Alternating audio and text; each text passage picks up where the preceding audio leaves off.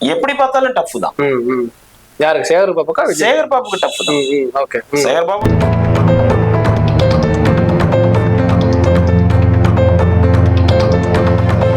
அதுல இந்த பெரம்பூர் தொகுதியில மட்டும் கிட்டத்தட்ட 7000 வாக்குகள் இருக்கு. முதல் ஃபர்ஸ்ட் டைம் வாக்கு பண்றவங்க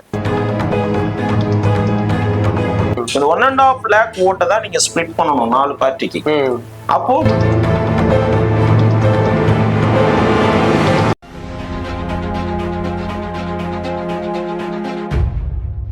சார், இப்போ வர 2026 தேர்தல்ல ஆல்மோஸ்ட் திரு விஜய் அவர்கள் வந்து பெரம்பூர் தொகுதியில் கன்ஃபார்ம் ஆயிடுச்சு.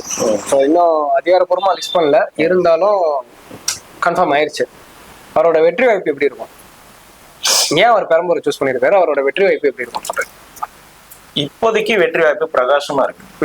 அதனாலதான் வந்து அவர் பெரம்பூரை சூஸ் பண்ணது. ஏன்னா நிறைய இடங்கள்ல அவர் நிக்கணும்னு சொல்லி மனு தாக்கல் பண்ணிருக்காங்க.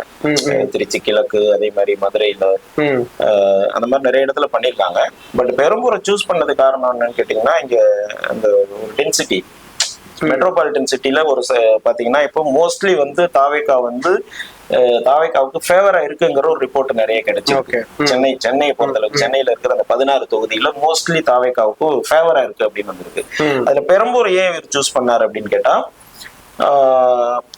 போன எலெக்ஷனுக்கும் இந்த எலெக்ஷனுக்கும் இந்த எஸ்ஐஆருக்கு அப்புறம் வந்து ஒரு 93,000 ஓட்டு வந்து கம்மியாயிருக்கு. இந்த 93,000 ஓட்டு வந்து அதிமுக திமுகவுக்கு ஃபேவரா இருந்த ஓட்டுகள். அது பல்வேறு வகையில அந்த ஓட்டு கம்மி ஆகும் போது இன்று 5 முனை போட்டியா, இப்ப 4 முனை தான் இருந்தது அவங்க சூஸ் பண்ணும்போது, இப்ப 5வது முனையும் வருதுன்னு வச்சுக்கோங்க.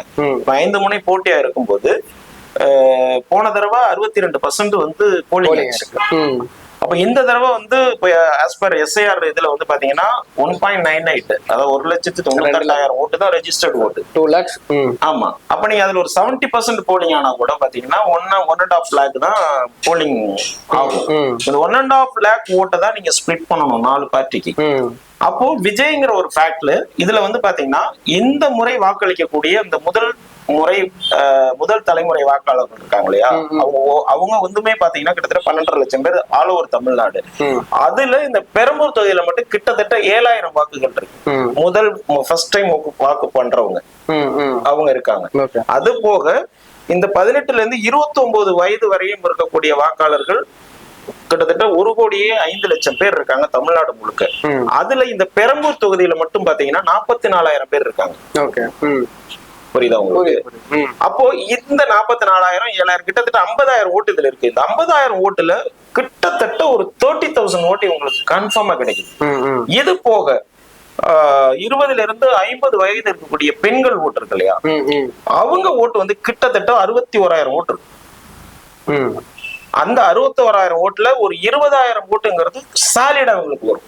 அப்ப இந்த கால்குலேஷன் எல்லாம் வச்சு பாத்தீங்கன்னா, இது போக விஜயோட என்ன சொல்றது, அவர் ஒரு செலிபிரிட்டி, ஒரு மாஸ் ஹீரோ, அவருக்கு இருக்கிற அந்த பாப்புலாரிட்டி, அவரோட ரசிகர்கள், அப்புறம் காமன் ஓட்டர்ஸ், அப்புறம் கட்சிகள்ல வந்து பிடிக்காம அந்தந்த திமுக இருக்கட்டும் அதிமுக இருக்கட்டும், இந்த கட்சிகள்லயே வந்து சில ஆன்டி டிஎம்கே ஆன்டி ஏடிஎம்கே இப்படி இந்த இது இருக்கு பாத்தீங்களா, இது எல்லாம் ஒரு பெர்சன்டேஜ் இருக்கு. அப்ப இது எல்லாம் ஒரு கால்குலேட் பண்ணி பார்க்கும்போது இந்த 1.5 lakh போலிங் ஆகிற ஓட்டுல கிட்டத்தட்ட வந்து 90,000 பிளஸ் வந்து சாலிடா விஜய்க்கு வருது. அப்ப மீதம் இருக்கிற அந்த 50,000-60,000 ஓட்டை மட்டும்தான் இந்த மீதி இருக்கிற 3 அணிகள் வந்து ஷேர் பண்ணிக்கூடிய நிலைமை இருக்கு. அப்ப 100% வெற்றி வந்து அங்க உறுதியாகுது. சோ இதையெல்லாம் ஒரு கால்குலேட் பண்ணி தான் விஜய் அவர்கள் வந்து பெரம்பூரை சூஸ் பண்ணதுக்கு மிக முக்கியமான காரணம் ஒண்ணு. இன்னொன்னு வந்து பாத்தீங்கன்னா, சென்னையில வந்து அவர் நிக்கிற தொகுதியில அவர் அடிக்கடி வந்து போகணும். மேபி இந்த பிரச்சாரத்துக்கு 2-3 தடவை போறதுக்கான சூழ்நிலை தேவைப்படும். அதுவும் ஒரு காரணம் சென்னையில அவர் ஒண்ணு சூஸ் பண்ணதுக்கு. ஆனா இதை விட நான் முன்னமே சொன்னதுதான் மிக முக்கியமான காரணம்.